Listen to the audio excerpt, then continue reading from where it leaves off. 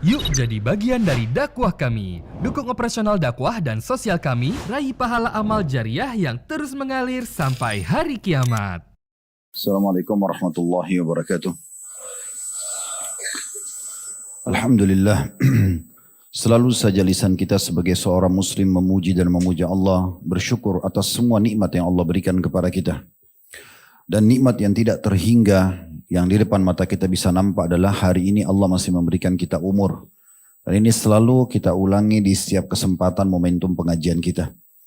Kalau Allah masih memberikan kita waktu hidup, sedetik pun di muka bumi ini itu sangat berharga. Kalau ada hal-hal yang kurang dari ketaatan-ketaatan kita kepada Allah Subhanahu wa taala yang merupakan tujuan kita diciptakan, sebagaimana sering kita ulangi surah Az-Zariyat surah nomor 51 ayat 56, wa ma khalaqtul jinna wa insa illa liya'budun. Allah berfirman dan kekal selalu akan ditilawakan oleh orang beriman sampai hari kiamat. Aku tidak ciptakan jin dan manusia kecuali untuk mengabdi kepadaku. Setiap detik hidup kita ini memang untuk mengabdi, tunduk kepada syariat Allah Subhanahu wa taala. Apa yang Allah perintahkan dikerjakan, apa yang Allah larang dijauhi. Kalau ada hal-hal yang lalu mungkin kurang dari pelaksanaan ketaatan kita ini, hari ini, detik ini, sebelum malam ini ditutup, kita masih bisa sempurnakan. Dari sholat, dari zikir, dari berdoa, dari bakti sama orang tua, dari bersedekah, dan segala macam hal. Kalau ada hal-hal yang lalu kita lakukan dari kelalaian, kemaksiatan kepada Allah, hari ini juga peluang emas untuk taubat. Kembali kepada Allah Subhanahu wa taala yang sering kami bahasakan di setiap kajian juga. Taubat ini seperti sebuah tiket VIP yang Allah berikan kepada kita. Sebanyak apapun dosa kita lakukan selama kita masih mau kembali kepada Allah dan sebelum ruh sampai di kerongkongan atau ajal datang, maka akan diterima oleh Allah Subhanahu wa taala. Sebesar apapun dosa yang kita lakukan, bahkan seseorang kufur, keluar murtad dari agama Islam pun, kalau dia kembali kepada Islam tulus taubat, maka akan diterima oleh Allah Subhanahu wa taala. Maka jangan sampai detik-detik umur yang Allah masih berikan ini lalu kita masih isi lagi dengan kelalaian, masih diisi lagi dengan pelanggaran-pelanggaran yang kita tidak sadari kalau itu adalah pelanggaran dan terus kita ulangi.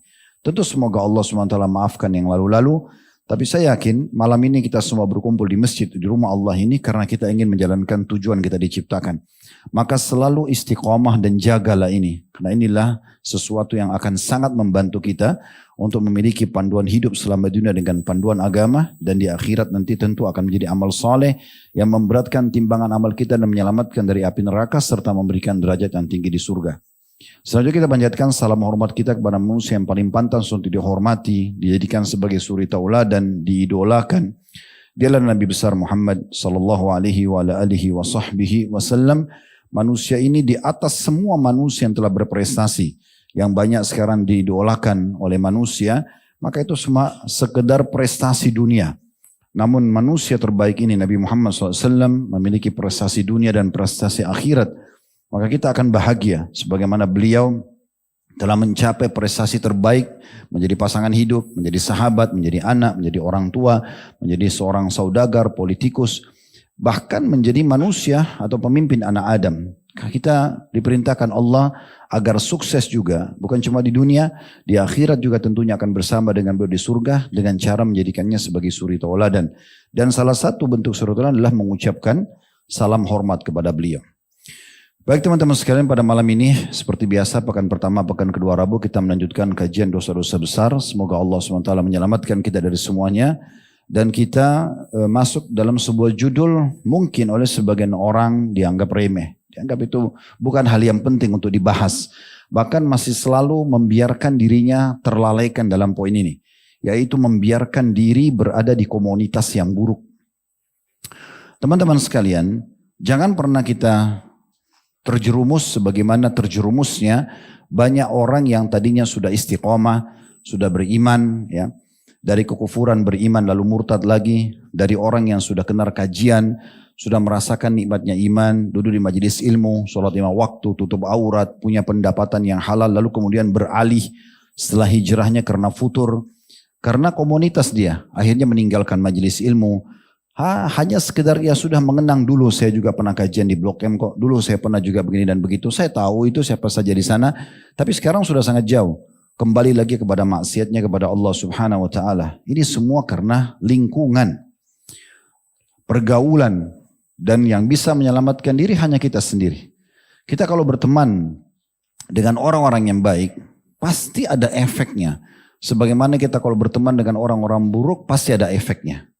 Mungkin Anda bertanya, Ustaz, apa hubungannya berada di komunitas buruk dengan dosa besar? Tentu saja sangat erat. Ya, terlebih lagi kalau sampai komunitas itu betul-betul sampai mempengaruhi diri kita, dan pasti berpengaruh.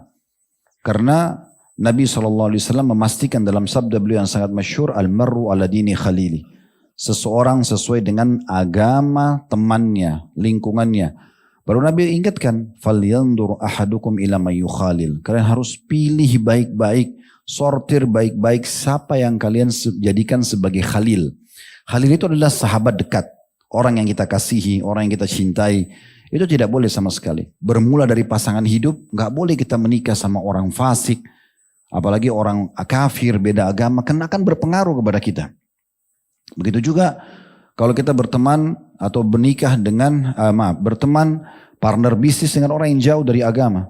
Berapa banyak ikhwah datang kepada saya mengatakan, Ustaz, bagaimana ya saya bermuamalah dengan partner bisnis saya, investor saya, sementara mereka non-muslim, sementara mereka orang-orang yang jauh dari agama, sehingga entertainnya itu adalah wanita, pelacur, akhirnya maaf ya, ini bahasa mereka memang seperti itu, atau harus di entertain dengan memberikan khamar, minuman keras, atau narkotika, atau apa saja yang dia minta, untuk menyenangkan dia karena dia investor.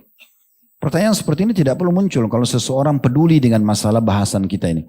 Dia tidak akan peduli dengan berapapun keuntungan selama itu bisa merusak agama dia. Tidak masalah orang ini tidak investasi, cari investor yang mukmin, yang baik, yang akan bisa menyalurkan dana halalnya kepada kita, yang bisa setuju kalau kita ingin mengeluarkan zakat, ingin bersedekah, ya, ingin membantu atau menunjukkan loyalitas terhadap agama Islam, itu tidak akan sulit, ya, karena memang mereka orang-orang yang sudah tahu agama ini. Jadi nggak boleh dibiarkan, membiarkan diri dalam masalah ini bahaya sekali. Kisah yang paling masyhur yang Allah kekalkan dalam Al-Quran dalam masalah ini surah Al-Furqan. Di surah nomor 25 ayat 27 sampai 29, ini Allah gambarkan tentang seorang tokoh Quraisy. Pernah kita sebutkan kisah ini di majelis kita, tapi saya ulangi lagi. Karena sebenarnya ini menjadi maskot bahasan gitu ya. Atau inti bahasan, contoh yang paling baik yang Allah kekalkan, penyesalan yang terjadi pada hari kiamat. Dan ayat ini turun pada orang ini sementara dia masih hidup di Mekah. Uqbah bin Abi Mu'aid. Ini orang dulu sahabat dekatnya Nabi Muhammad Sallallahu Alaihi Wasallam, tapi masih dalam keadaan kafir. Satu waktu Nabi Alaihi Wasallam mengundang atau diundang oleh orang ini makan di rumahnya. Dia tahu Nabi ini menyatakan dirinya sebagai Nabi. Dia tahu orang-orang Quraisy membencinya, tapi dia punya persahabatan dengan Nabi Sallallahu Alaihi Wasallam. Lalu dia pun mengundang Nabi ke rumahnya. Nabi SAW kena ini sahabatnya, beliau tamak ingin agar orang ini masuk Islam. Maka dia mengatakan, wahai Uqbah, kata Nabi SAW, saya tidak ingin makan sampai kamu syahadat. Maka Uqbah pun akhirnya syahadat pada saat itu. Nabi SAW gembira sekali, karena ini salah satu tokoh Quraisy. Di belakang dia ada banyak orang sesuku sama dia akan masuk Islam kalau tahu dia masuk Islam. Maka tersebarlah berita kalau Uqbah masuk Islam. Salah satu partner bisnis dia dari tokoh Quraisy datang lalu berkata, wahai Uqbah, apa benar kau telah masuk ke agama Muhammad? Dia karena masih mu'allaf, dia mengatakan hatinya masih terbolak-balik. Saya cuma ucapkan karena saya nggak enak. Muhammad mengatakan dia tidak mau makan makanan jamuan saya sampai saya masuk Islam. Maka diancamlah oleh partnernya yang kafir ini, mengatakan kalau kau tidak mau meninggalkan agama Muhammad, ya, menyatakan itu dan mengiklankannya, maka selesai, urusan bisnis kita sudah selesai. Nggak ada lagi investasi, juga persahabatan kita putus. Kecuali kalau kamu nyatakan, iklankan benar-benar di depan Ka'bah, kalau kau keluar dari agama Muhammad. Dan tidak cukup sampai situ. Kau harus meludahi mukanya Muhammad di depan orang-orang. Luar biasanya Uqbah ini melakukan itu. Karena dia takut kehilangan investasi, dia takut kehilangan modal usahanya, ya, investornya, maka dia pun mengiklankan depan Ka'bah. Seraya waktu itu Nabi SAW lagi jalan tawaf, dia mengatakan, hai Muhammad, kemarin kamu bertamu ke rumahku, kemudian aku menawarkan engkau makan, tapi engkau tidak ingin kecuali aku menganut agamamu, tapi aku karena tidak enak maka aku menganutnya. Sekarang aku nyatakan keluar dari agamamu, ya, supaya didengar oleh semua orang Quraisy. Lalu dia pun mendekat kepada Nabi dan dia meludahi muka Nabi SAW.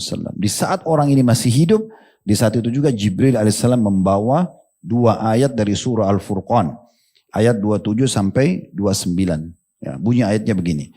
Wa yauma ya'addu adh-dhalimu 'ala yadayhi yaqulu ya laitani ittakhadtu ma'ar rasuli sabila.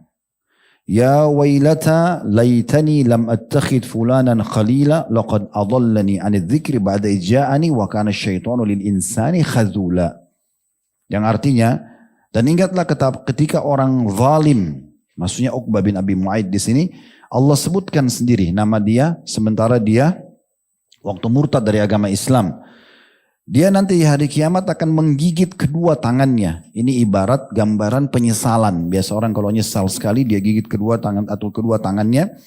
Seraya dia akan berkata nanti hari kiamat, aduhai kiranya aku dulu mengambil jalan bersama Rasul. Coba dulu aku tidak murtad ya, tetap aja sudah terlanjur syahadat. Kalau aku pertahankan sampai mati, maka harusnya aku selamat ya. Kecelakaan besar bagiku. Kiranya dulu aku tidak menjadikan fulan sebagai teman akrabku ya, partner bisnisnya yang kafir yang mengajak dia murtad itu. Sesungguhnya dia, si orang kafir ini telah menyesatkan aku dari Al-Quran sesudah Al-Quran itu datang kepadaku dan syaitan tidak mau menolong manusia. Ayat ini adalah ayat yang paling jelas menitik beratkan tentang bahayanya komunitas buruk. Setelah masuk Islam, murtad. Dan Allah subhanahu wa ta'ala karena tahu memang Uqbah ini tidak mau lagi masuk dalam agama Islam, maka akhirnya Allah turunkan ayat ini. Allah turunkan ayat ini. Ini bahaya sekali. Kita tahu juga kisah yang sangat masyhur Abu Jahal yang punya julukan Abul Hakam di Mekah. Orang yang bapak bijaksana, orang yang sangat bijaksana karena dewasa, bijaksana pemimpin Mekah. Ya, kalau masih ingat kisahnya pernah dia sama Abu Sufyan sama satu lagi tokoh Quraisy, mereka diam-diam selalu mencuri kesempatan untuk mendengarkan ayat-ayat Al-Quran dari rumah Nabi SAW di malam hari. Ini rumah Nabi, yang satu di titik sini, yang satu titik sini, yang satu titik sini. 3 titik rumah Nabi SAW, kanan, kiri, dan bagian depan atau bagian depan rumah. Itu mereka coba mendengar ayat Al-Quran sampai pagi. Dari malam.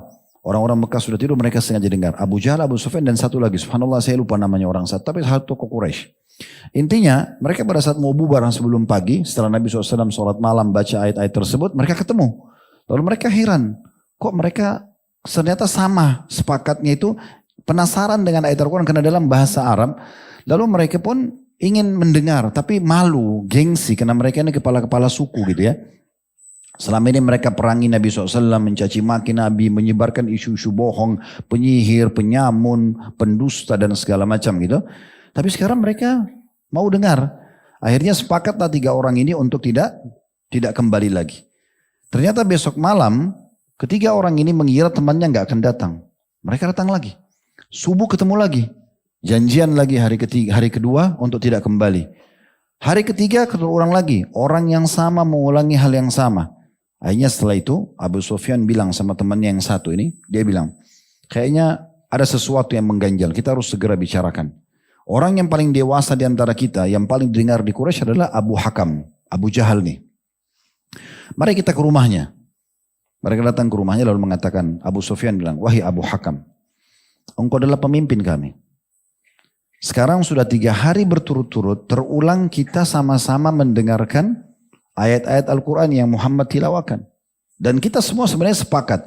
Kita tidak memungkiri keindahan susunan kata-katanya, makna-maknanya, perintah-perintahnya. Nggak ada sesuatu yang buruk di situ. Bagaimana menurutmu? Maka Abu Jahal bilang begini. Demi Allah, saya tahu. Karena orang Quraisy bilang demi Allah juga ya. Mereka tuh beriman sama Allah. Cuma mereka syirik. Menyekutukan Allah dengan patung-patung gitu. Mereka mengatakan demi Allah saya tahu agamanya Muhammad benar. Saya tahu juga apa yang dibaca oleh Muhammad itu benar. Lalu kata Abu Sufyan, kenapa kau tidak beriman? Kalau kau beriman kami semua beriman. Maka kata Abu Jahal, dari dulu sukunya Muhammad bersaing dengan sukuku. Apabila sukunya Muhammad menyiapkan pasukan untuk membela Mekah, maka sukuku juga melakukan itu. Kalau sukunya Muhammad memberikan makan dan minum jemaah haji gratis. Waktu itu memang mereka berlumba-lumba ya, memberikan makan dan minum jemaah haji gratis gitu ya. Sampai sekarang juga masih ada ini, tapi sekarang persentase orang memberikan makanan gratis itu lebih kecil daripada orang yang mengambil keuntungan. Keuntungan lebih banyak sekarang. Tapi masa itu orang memberikan makan dan minum gratis. Maka sukuku juga lakukan. Tapi sekarang dari suku Muhammad keluar nabi. Dari sukuku tidak ada nabi. Kalau saya akui Muhammad sebagai nabi, sukuku pasti kalah. Maka demi Allah aku janji tidak akan beriman padanya selamanya. Semenjak itu berubah julukannya dari Abu Hakam kepada Abu Jahal. Orang yang bodoh sekali. Kalau dia beriman, beriman semua orang. Dan berapa banyak orang yang mengikuti Abu Jahal pada saat itu. Umayyah bin Khalaf, ya. Kemudian Uqbah bin Abi Mu'aid ini. Kemudian ada lagi siapa namanya? Al-Walid, Syaibah dan banyak tokoh-tokoh Quraisy termasuk Abu Lahab sendiri paman Nabi. Itu semuanya nyontoin Abu Jahal. Ini karena komunitas tidak baik. Dia pikir ini orang tokoh masyarakat sekarang terkenal. Dia punya power. Kalau saya tidak dukung dia atau saya tidak ikutin dia, mungkin saya akan binasa. Saya akan kehilangan proyek. Dia terkurung dengan pemahaman dia tentang manusia yang sangat lemah ini. Dan dia meninggalkan sang pencipta Allah yang maha kaya. Tidak bisa. Ya. Pernah dengar kisah yang kita pernah sampaikan tentang Kaisar Romawi. Heraklius yang beriman kepada Nabi SAW waktu Nabi kirim surat. Setelah kesepakatan Hudaybiyah, itu sempat 10 tahun kan Quraisy sama Nabi SAW berjanji tidak akan saling bermerangi. Nah di saat itu karena Quraisy sudah tidak mengganggu lagi Nabi SAW dan kaum muslimin, maka Nabi SAW diberi luasa mendakwahkan Islam. Nah yang paling pertama dilakukan adalah mengirim surat ke raja-raja dunia. Salah satunya ke Kaisar Heraklius. Nah ini ada kisah unik di sini. Heraklius ini sebelum datang utusan Nabi SAW untuk mengajak dia masuk Islam, rupanya dia bertemu dengan kafilah dagang itu dipimpin oleh Abu Sufyan dari suku Arab. Karena waktu itu dia mimpi kerajaannya akan ditaklukkan oleh orang-orang yang sunat. Sunat, khitan gitu ya. Kaisar itu mimpi begitu. Lalu dia bangun tidur lalu dia suruh semua prajuritnya cari. Karena mereka pada saat itu tidak sunat. Orang-orang Nasrani. Cari siapa yang sunat. Mereka temukan yang sunat itu ada orang Yahudi. Gitu kan. Dan pada saat itu mereka juga kaget ternyata ditemukan ada orang-orang dari Arab yang sunat. Ya. Maka ditemukanlah pada saat itu kafilah dagang Quraisy, ringkas ceritanya. Dan ditemukan mereka itu dalam kondisi sunat. Maka berarti satu dari dua ini. Kalau bukan Yahudi maka orang-orang Arab ini yang akan meruntuhkan kerajaannya. Namun waktu ditangkap salah satu orang Yahudi. Tidak ada tanda-tanda mereka itu punya nabi. Waktu ditangkap Abu Sufyan. Maka kata Heraklius pada penerjemahnya. Sampaikan ke orang ini dia harus jujur. Kalau dia tidak jujur maka saya akan hukum mati dia. Abu Sufyan mengatakan. Lalu Abu Sufyan bilang pada saat itu masih dalam kondisi kafir. Maka tokoh-tokoh Quraisy yang lain disuruh duduk di belakang Abu Sufyan. Dan kalau Abu Sufyan benar, mereka membenarkan. Kalau Abu Sufyan bohong, mereka harus menyatakan bohong gitu. Kata Abu Sufyan, saya tahu walaupun saya berdusta, mereka tidak akan berkata itu. Karena saya pemimpin mereka. Tapi saya juga menjaga nama baik, saya tidak akan berdusta. Maka mulailah Heraklius nanya tentang Nabi SAW. Cerita yang riwayat yang cukup panjang. Saya tidak bahas itu sekarang. Tapi ringkas cerita, setelah mendengar semua ciri-ciri Nabi SAW. Di antaranya Heraklius menanyakan apakah terjadi peperangan antara kalian dengan orang yang mengaku nabi itu? Ya sebelumnya dia tanya gini, apakah ada orang yang mengaku sebagai nabi di kota kalian itu punya keturunan kerajaan dulu kakek-kakeknya meraja menguasai wilayah kalian? Kata Abu Sufyan tidak. Tapi dia memang betul-betul mendakwakan itu ya. Jadi bukan kata Heraklius kalau seandainya ada keturunan raja, kemungkinan besar kita bisa mengatakan dia mengajak orang mengakui dirinya sebagai nabi karena dia mau merebut kembali kerajaan orang tuanya. Terus kemudian Heraklius mengatakan, apakah terjadi peperangan? Bagaimana orang yang beriman padanya? Dia bilang orang yang beriman adalah orang-orang yang miskin. Dan yang tidak beriman adalah orang-orang kebanyakan tokoh-tokoh masyarakat. Maka kata Heraklius, begitu juga para nabi-nabi. Apakah terjadi perang antara kalian dengan mereka, kan dengan orang itu? Maka kata Abu Sufyan, iya. Sekali dia menang, maksudnya di Badr, sekali kami menang, maksudnya di Uhud gitu ya. Maka kata Heraklius, begitu juga para nabi-nabi. Mereka menang dan mereka juga kalah dalam peperangan dengan hikmah Allah SWT. Maka kata Heraklius, kalau seandainya betul yang kamu ucapkan itu, maka demi Allah dia akan menguasai apa yang ada di antara dua kakiku ini. Maksudnya kerajaanku ini akan dikuasai oleh orang tersebut. Maka Abu Sufyan heran. Sampai dia mengatakan, sungguh perkaranya Muhammad sudah sampai kepada raja yang berkuasa dunia pada saat itu. Pulanglah Abu Sufyan, waktu itu dia belum beriman tentunya. Dia beriman nanti pembebasan kota Mekah, ada kisah sendiri. Nah setelah beberapa hari Abu Sufyan pergi, datang utusan Nabi SAW mengajak Heraklius masuk Islam. Heraklius masuk Islam. Dia tidak ragu, dia sudah tahu ini Nabi. Suratnya datang dan sebelumnya dia sudah pastikan ciri-cirinya. Maka pada saat itu dia masuk Islam, dia syahadat. Setelah dia syahadat, dia memanggil para pastor-pastor pendeta pada saat itu di istananya. Kebetulan dia juga seorang pendeta. Kemudian dia mengatakan, bukankah kalian sedang menunggu Nabi terakhir? Bukankah kalian temukan dalam Injil begini dan begitu? Dan bukankah ciri-ciri orang itu sebenarnya ini waktu keluarnya sekarang? Semua yang dia katakan, kata pendeta-pendeta, iya benar. Nah, ini sudah datang kepada saya berita, disebutkanlah orang-orang Muhammad SAW. Terus dia sudah pastikan kepada Abu Sufyan, maksudnya orang-orang Quraisy yang memusuhinya. Terus juga dipastikan ada utusan suratnya datang. Maka harusnya kita beriman padanya. Tapi rupanya pendeta di situ semuanya tidak ada yang mau beriman. Tidak meyakini itu karena mereka terpengaruh dengan pendapat orang-orang Yahudi. Maunya Nabi terakhir bukan turunan Arab tapi turunan Israel atau Nabi Yakub. Ringkas cerita, mereka pun para pendeta ini mengatakan kalau kau beriman padanya kami akan memberontak. Karena takut kehilangan kerajaannya, ini komunitas buruknya adalah para pendeta-pendeta tersebut ya. Karena takut itu maka dia murtad. Sebelum utusan Nabi SAW pulang, Heraklius menemui mengatakan, sampaikan salamku kepada Rasulullah, kalau saya ada di dekatnya, maka saya akan mencuci kedua kakinya. Karena memuliakannya gitu ya. Maka utusan Nabi SAW pikir, wah ini muslim sejati, mungkin mirip sama Najasyi. Hanya karena takut kerajaannya direbut, maka dia sembunyikan Islamnya. Begitu disampaikan kepada Nabi SAW di Madinah, kata Nabi SAW, dia telah berdusta. Dia meninggalkan kebenaran setelah datang padanya hanya karena takut kerajaannya hilang. Nah ini semua pengaruh daripada komunitas, gitu kan? Pengaruh dari komunitas. Berapa banyak orang kisah salafus saleh dulu mereka soleh, baik, terpengaruh hanya karena komunitas yang memperkenalkan dengan seorang wanita, seringnya nonton wanita, tarian, seringnya bergaul dengan orang-orang yang setiap hari bicarain tentang wanita. Berapa banyak orang yang tidak sentuh khamar, sudah taubat, tapi tersentuh khamar karena melihat orang minum di depannya, dia lihat dan dia mengingat setan menghiasi tentang nikmatnya meneguk khamar tersebut, walaupun sebenarnya tidak ada kenikmatannya. Beda sekali dengan madu, dengan sirup dan segala macam itu dari sisi rasa. Tapi terpengaruh dan sekian banyak orang-orang yang terpengaruh karena komunitas buruk ini.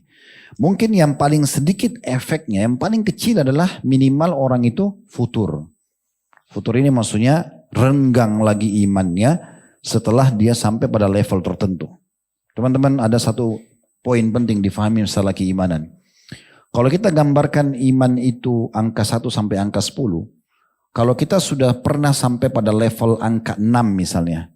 Dan di saat kita sampai pada level 6 itu kita mendengarkan ceramah seorang ustadz kah, seorang tokoh agama, seorang syekh.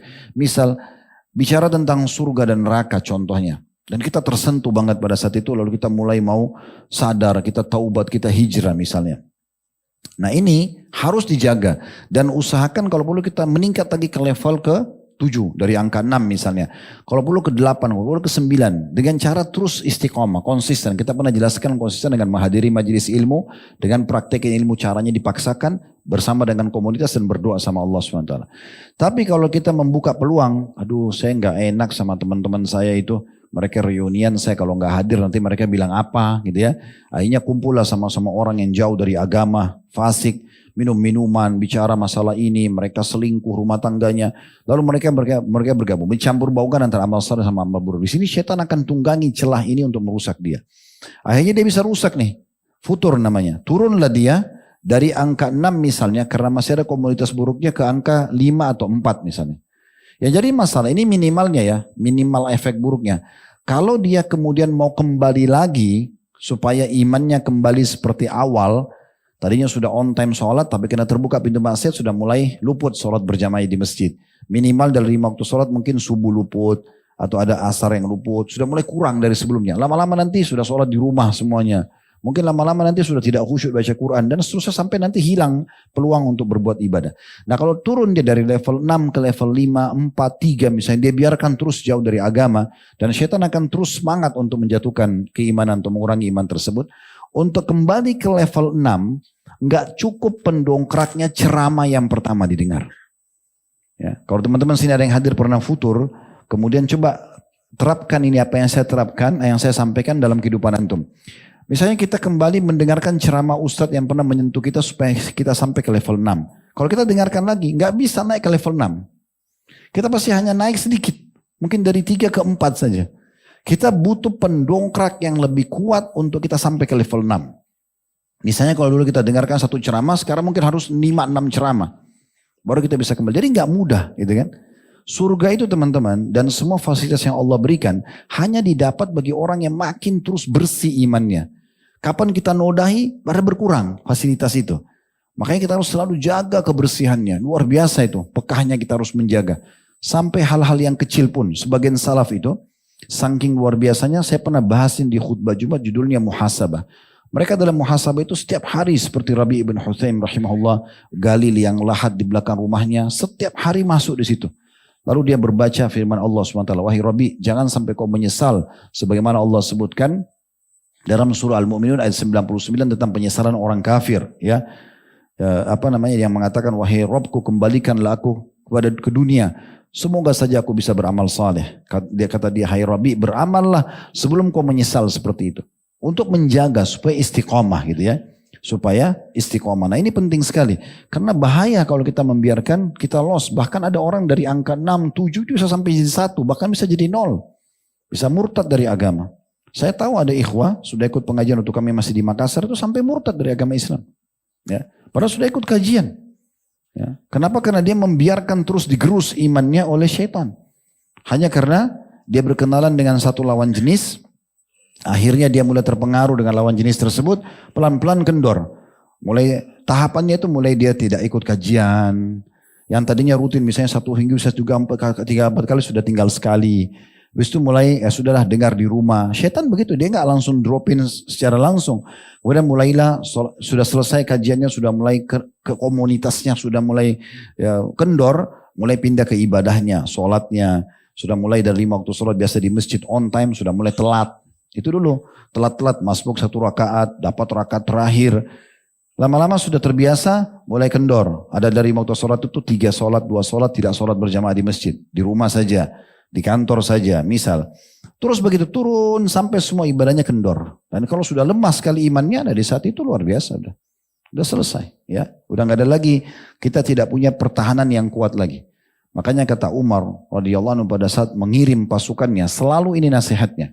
Ingatlah, musuh kalian jauh lebih kuat secara kuantitas dan kualitas. Jumlah mereka lebih banyak.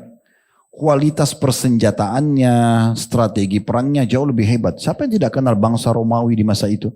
Bangsa Persia. Prajurit-prajuritnya dilatih khusus. Ya. Tapi kenapa muslimin bisa menembus wilayah-wilayah mereka? Kebanyakan orang-orang Badui.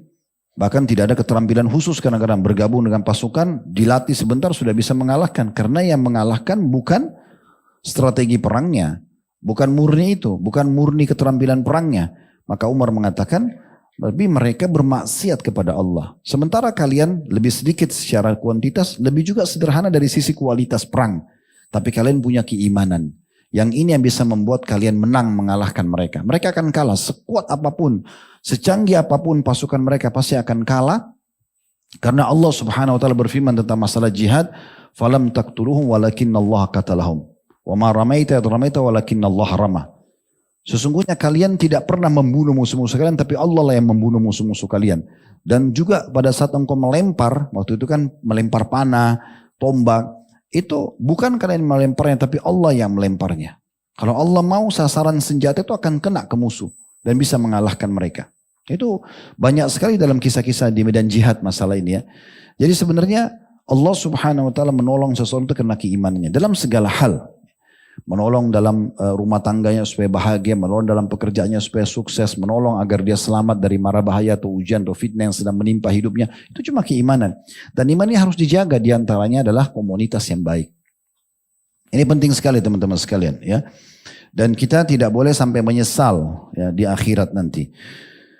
Kemudian teman-teman sekalian, ada perkataan Ibnu Qudamah rahimahullah yang menarik untuk kita jadikan sebagai pegangan, dinukil dari Mukhtasar Minhajul Qasidin di jilid 2 halaman 36 tentang bagaimana memilih teman yang baik itu. Beliau menyebutkan, wa fi jumlah fayanbaghi an yakuna fi man tu'thir suhbatuhu khamsu khisal. Ya. Secara umum hendaknya orang yang engkau pilih menjadi sahabatmu memiliki minimal 5 sifat dasar. An yakuna aqilan. Yang pertama harus orang berakal. Ciri orang berakal itu tidak sembrono ngomong. Kalau sudah ada orang yang temanin, tidak ada titik koma kalau ngomong aja terus.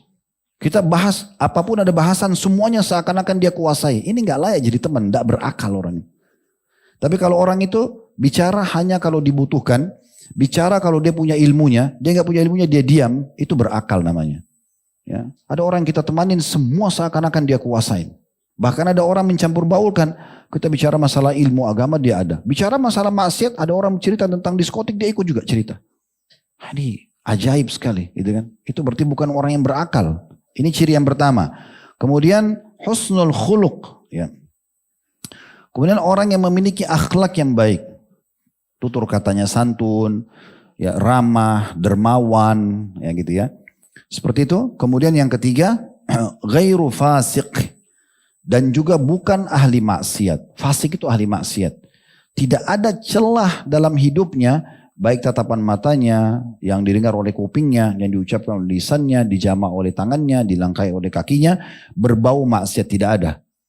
Nah, ini biasanya memang di masjid sama di majelis ilmu. Itu pun tidak semua orang di majelis ilmu dan juga di dalam masjid itu kita temukan. Tapi ini minimal tempat yang bisa kita temukan. Tidak bisa kita temukan orang seperti ini di mall, di jalan dan segala macam gitu ya. Tapi jauh dari kefasikan. Salah satu cirinya mereka selalu jaga. Tundukin pandangan matanya, tidak mau dengar yang diharamkan, tidak pernah menjamah tangannya dengan yang haram gitu kan. Bahkan sering mengingatkan kita. Kalau ada hal-hal yang salah, jangan akhi, jangan ukhti, itu kan haram, itu nggak boleh. Nah ini teman-teman yang bagus ini. Itu yang ketiga. Yang keempat, wala mubtadi' kata beliau, dan jangan ahli bid'ah. Yang ngarang-ngarang ibadah, gitu. Maunya sendiri. Gak apa-apa, yang penting baik kok. Ya sudah terserah, silakan lakukan kalau anda mau, tapi saya tidak ikut-ikutan. Ya, saya sering ingatkan nih teman-teman. Kadang-kadang kita serba salah. Ya, kalau kita mau bahas sunnah, memang lawannya bid'ah. Oh jangan bahas bid'ah di pengajian, nanti kita dikira aliran keras. Terus kapan mau dibahas? Ya, kalau orang tersinggung pasti tersinggung. Kita bicara masalah zina, ya pezina tersinggung. Bicara LGBT tersinggung. Memang begitu, harus tersinggung, gimana caranya? Gak bisa. Tapi kita membiarkan masyarakat terbengkalai, akhirnya buat semaunya ibadah tanpa ada panduan, gak boleh. Kita gak bisa. Ini perkataan Ibnu Qudamah rahimahullah, tidak boleh berteman pada orang yang menganggap remeh ajaran-ajaran Islam. Ya, sudah ada standar operasionalnya, SOP-nya sudah ada. Ada dalil, kerjakan. Ada dalil, gak usah dikerjakan. Selesai. Kan begitu. Cari aja orang yang memurnikan ibadahnya. Kan pernah sudah saya berbagi teman-teman sekalian.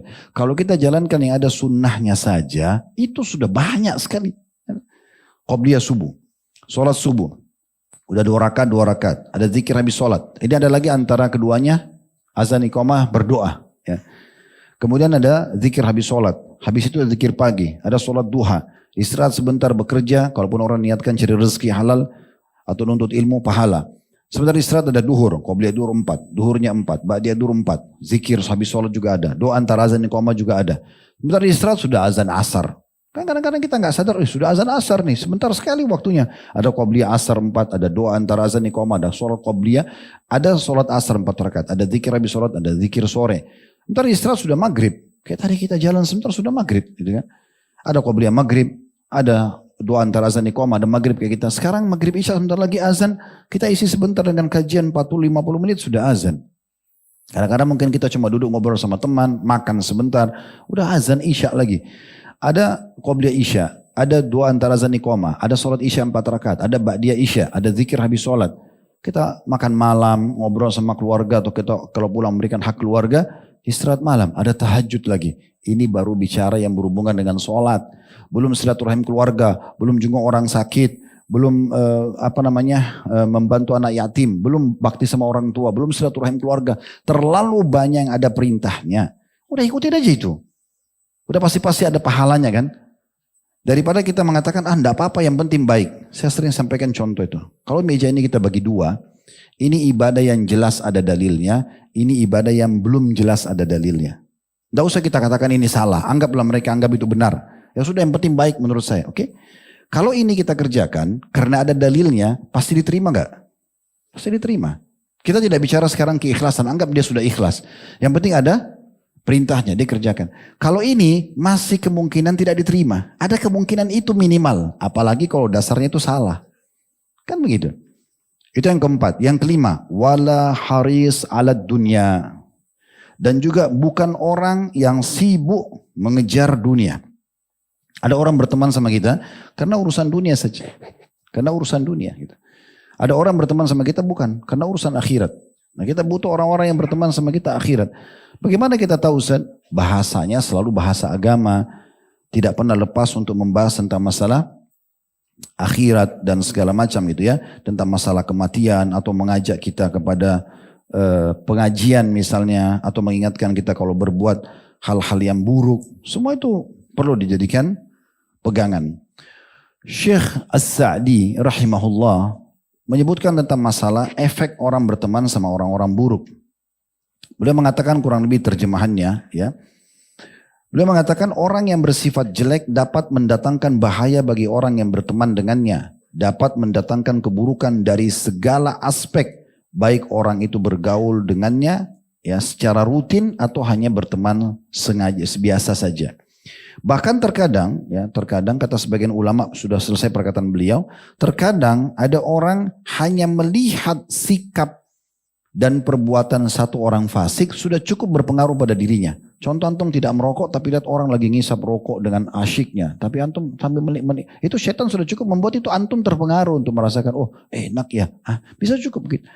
Apalagi kalau dasarnya duduk, isap asapnya, oh coba aja sekali bro, enggak apa-apa. Ya. Atau apalah bahasanya, ya coba. Ya. Padahal dosa itu dipelajari bukan untuk dicoba, untuk dijauhi. Karena semua ada konsekuensi hukumannya kan gitu. Nah, itu hati-hati sekali. Begitu juga kalau orang-orang baik. Kadang-kadang kita cuma melihat sikapnya, sudah cukup membuat kita sadar. Oh iya ternyata tidak boleh. Nah, gitu.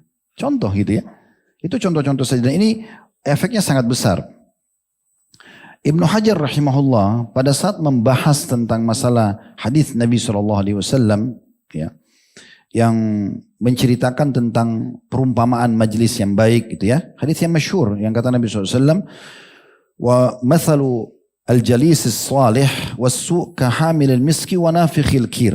Perumpamaan komunitas yang baik, majlis orang-orang baik dan salih atau salihah sama majlis yang buruk, ahli maksiat selalu bicarain tentang dosa-dosa aja, itu seperti ya pemilik minyak wangi dan juga pemilik atau pembawa nafikhul kir. Saya pernah digambarkan oleh guru hadis kami waktu masih kuliah di Madinah dulu. Jadi orang-orang Arab Badui itu pakai kir. Kir itu rupanya seperti kipas. Kalau kita kan biasa kalau arang itu dikipas pakai kipas. Kalau dia tuh ada seperti bulatan gitu, di ujungnya itu ada corong. Jadi kalau ditekan seperti ini dia keluar angin. Nah itu diistilahkan dengan kir oleh orang-orang Arab Badui. Jadi seperti itu, seperti orang yang tiupin angin ke arang gitu kan, bara api sehingga bisa terbakar api itu. Fahamilul misk imma an yuhdiyaka.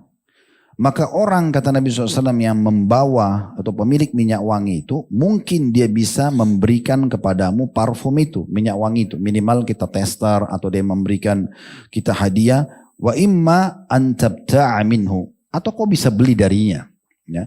Beli pun kalau kita pakai beli parfum kita suka. Kalau kita kasih orang semua suka kalau dikasih parfum. Wa imma an tajida minhu rihan thayyibah. Atau minimal kau akan dapat bau wanginya. Kita kalau masuk toko parfum, minimal kita dapat bau wanginya. Nah seperti itulah perumpamaan orang komunitas yang baik. Minimal mungkin ada efek yang kita bisa bawa pulang dari cerita mereka. Ya, dari penampilan mereka, dari tutur kata mereka dan seterusnya. Wa nafikhul kir imma an yuhrika thiyabak. Sementara yang meniup bara api itu atau arang itu, bisa saja dia membakar bajumu. Wa imman tajida rihan khabitha. Atau kamu akan mendapatkan bau yang busuk. Kata Ibnu Hajar rahimahullah, pada saat membahas tentang masalah isi daripada hadits ini menunjukkan larangan berteman dengan orang-orang yang dapat merusak agama maupun dunia. Ya, misalnya kita bicaranya sama pedagang yang gagal, orang yang gagal rumah tangga, pengganggu rumah tangga orang, atau yang semisalnya, itu juga urusan-urusan seperti itu. Hadis ini juga mendorong seseorang agar bergaul dengan orang-orang yang bisa memberikan manfaat, baik secara agama ataupun dunia.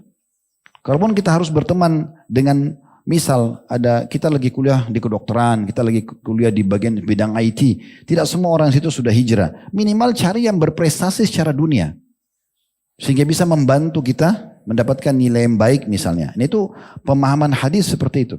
Imam Nawawi rahimahullah juga menanggapi hadis ini. Kalau tadi Ibnu Hajar sebutkan dalam Fathul Bari, Sahih Bukhari di jilid 4 halaman 324.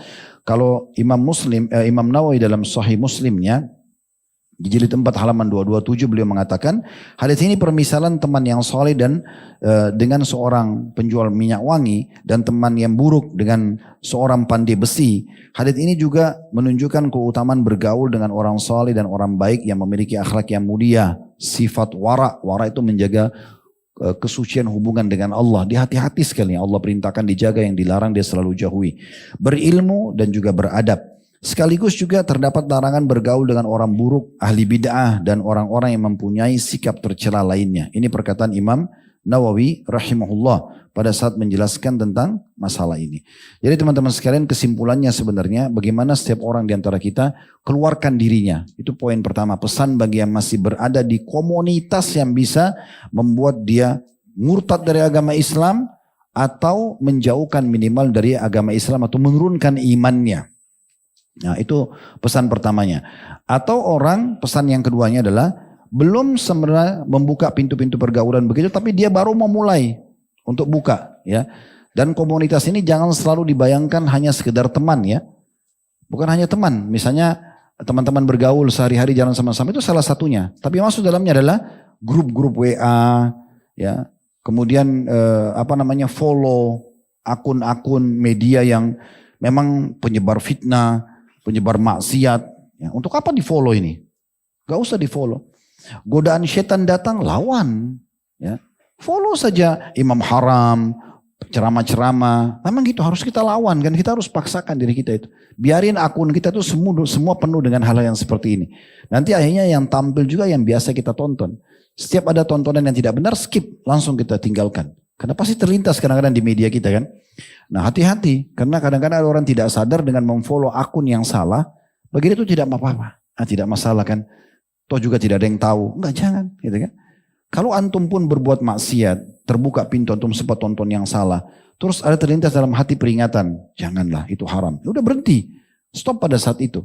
Itu yang disebutkan dalam ayat Al-Quran. Orang-orang beriman itu, kalau mereka tergoda oleh syaitan lalu mereka ingat, mereka segera meninggalkan dan tidak melanjutkan perbuatan tersebut. Udah keluar dari aplikasi itu, keluar dari komunitas itu, keluar. Karena komunitas di masa kita sekarang ini bukan hanya duduk seperti ini. Di media pun kita bisa punya komunitas, kita bisa berteman sama satu dunia di Facebook, di Instagram kan gitu. Kita bisa masuk di akunnya dia, dukungan kita ini bersama dengan orang-orang dalam itu semuanya ahli maksiat, terbuka-buka auratnya, atau ada konten-konten yang menghina dan segala macam ini. Termasuk. Ya, kita dukungan terhadap perbuatan-perbuatan seperti ini bahaya sekali. Semua akan ada pertanggungjawaban di hari kiamat. Ingat, umur kita terbatas, jangan disia-siakan, sudah cukup yang lalu. Mulai dari kajian sekarang ini ke depannya kita perbaiki teman-teman sekalian. Kami hanya bisa menyampaikan seperti ini, selebihnya di tangan antum sekalian. Segera berubah sebelum menyesal. Karena penyesalan selalu ada di akhir dan tidak ada gunanya pada saat menyesal itu datang. Kita nggak bisa perbaikin lagi. Semua keputusan di tangan antum. Mau jadi baik, bisa. Mau jadi buruk, bisa. Ya, dan perlu saya garis bawahi poin penting ya. Di masa sekarang handphone kita ini teman-teman betul-betul bisa menjadi ujung pedang yang tajam dua. Satu sisi kita bisa gunakan untuk kebaikan. Di masa dulu orang kalau mau transfer uang, misalnya kita hidup di masa Nabi nih, di masa sahabat, masa tabi'in, mungkin 200 tahun yang lalu pun misalnya, di tahun 1800-an misalnya, atau 1700-an, 1500, anggaplah 500 tahun yang lalu kalau kita hidup, itu kalau kita mau sedekah, kita harus bawa itu emas kita, perak kita ke yayasan, cari yayasannya, cari orang miskin. Ada orang kadang-kadang sedekah itu mungkin tengah jalan sudah dirampok oleh orang. Susah. Dan kita pun harus bawa bongkahan-bongkahan emas, uang susah ya. Sekarang kita bisa gunakan handphone kita di atas ranjang kita, transfer uang ke yayasan, itu berapapun kita mau, dengan aman, mudah sekali. Dulu orang kalau menuntut ilmu, Imam Ahmad itu pernah pergi ke ujung Irak, 1 bulan naik keledai hanya untuk dengar 1 hadis. Sekarang kita bisa dengarkan apapun kajian dan baca di handphone kita. Ini bisa jadi luar biasa nih, pelipat gandaan pahala dibandingkan orang dulu yang Allah mudahkan sekarang. Bakti sama orang tua gampang sekali. Dulu orang harus cari orang tuanya, gak ada telepon, gak ada handphone. Pergi jauh-jauh ke negerinya, kembali orang tua. Sekarang bisa telepon, bisa penuhi kebutuhan, bisa transfer, banyak sekali kemudahan. Silaturahim keluarga, segala macam. Jadi hati-hati. Tapi bisa juga satu sisi, antum menjadi kemaksiatan. Pinjol misalnya, riba dari handphone, nonton yang haram dari handphone. Oh macam-macam, nipu orang dari handphone, menyebarin fitnah adu domba dari handphone. Ini bahaya sekali. Maka harus hati-hati teman-teman sekalian. Tunggangi media ini justru untuk kebaikan-kebaikan. Allahu a'lam. Subhanakallahumma bihamdika asyhadu an la ilaha illa anta astaghfiruka wa atubu ilaik. Wassalamualaikum warahmatullahi wabarakatuh.